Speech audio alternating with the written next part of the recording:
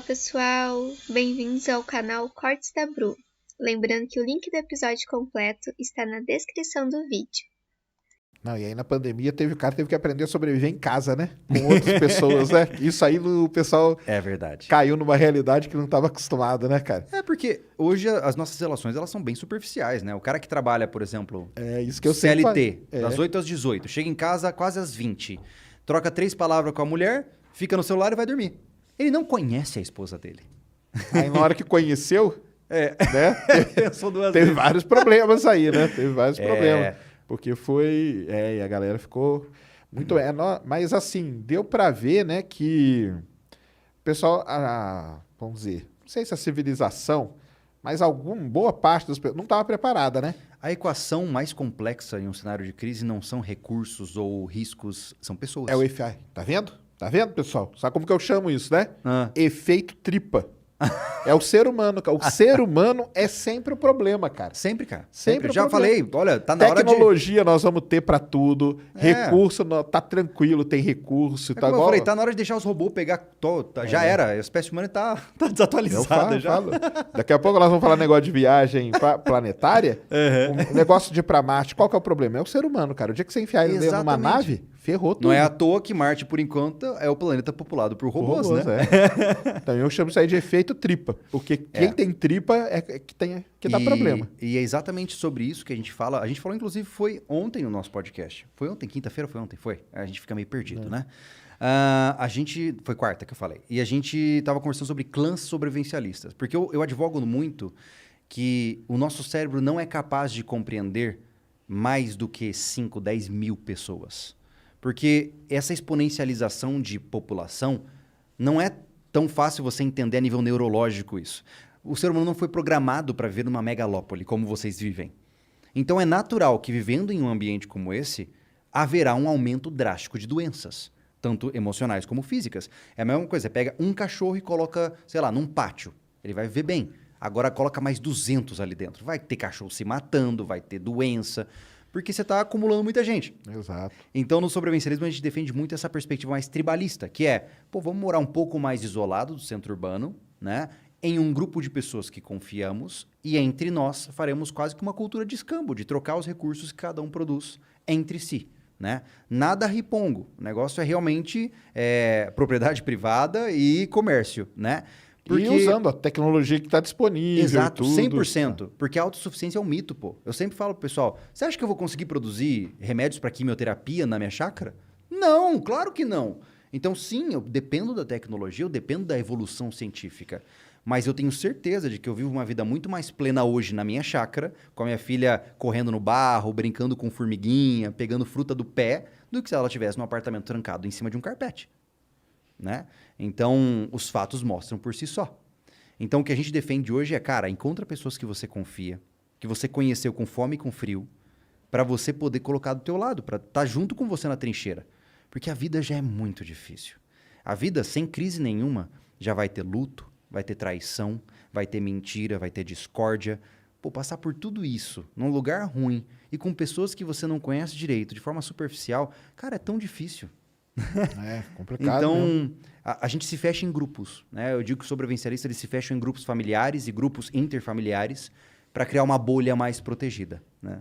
Mas aí não tem, num caso extremo, esses grupos irem crescendo e virar depois uma cidade? Pode coisa? acontecer. Pode, né? né? Estamos sempre fadados a cometer os mesmos erros, né? Afinal, São Paulo, quem sabe, um dia já foi uma tribo, né? Então, porque tem aquele pessoal que fala assim, né? Que a humanidade, ela se junta, depois acontece alguma coisa, alguma guerra, separa.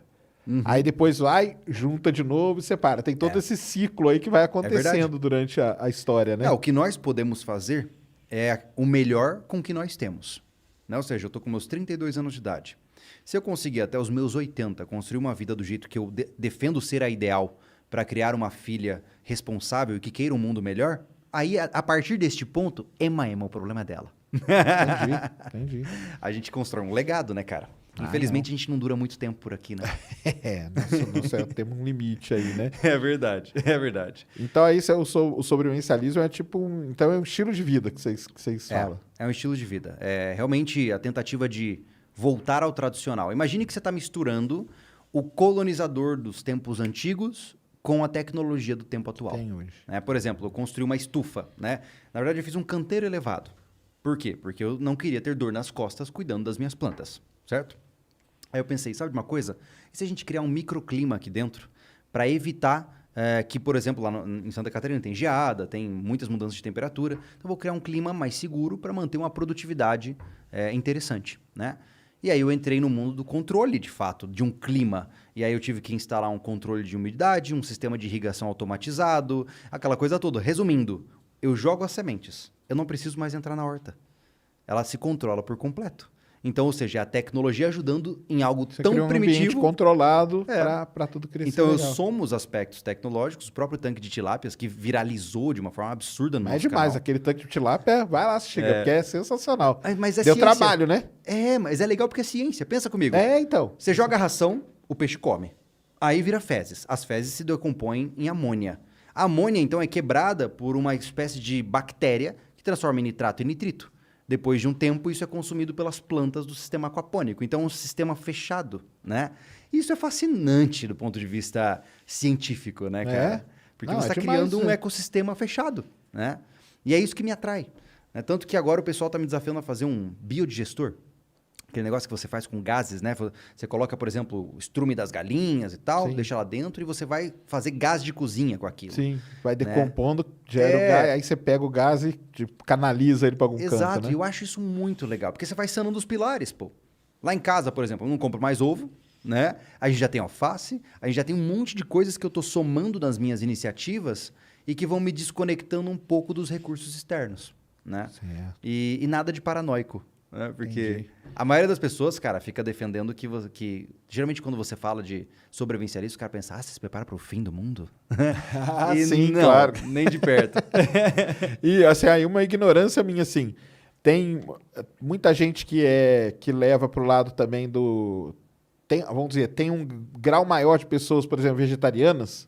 Cara, ou não? tem de Não tudo. tem nada a ver. Não, tem de tudo, poxa. Certo. Porque o sobrevivencialismo ele fala com todo mundo, né? Com o religioso, com o não religioso, Sim. com todas as etnias, de certa forma. Porque a maioria do Brasil é sobrevivencialista, se você for parar pra pensar, do ponto de vista factual. A maioria deles tem que sim, a cultura de subsistência do interior dos estados, pessoas que têm que plantar para comer, né? E tem gente que até hoje depende de caça de subsistência.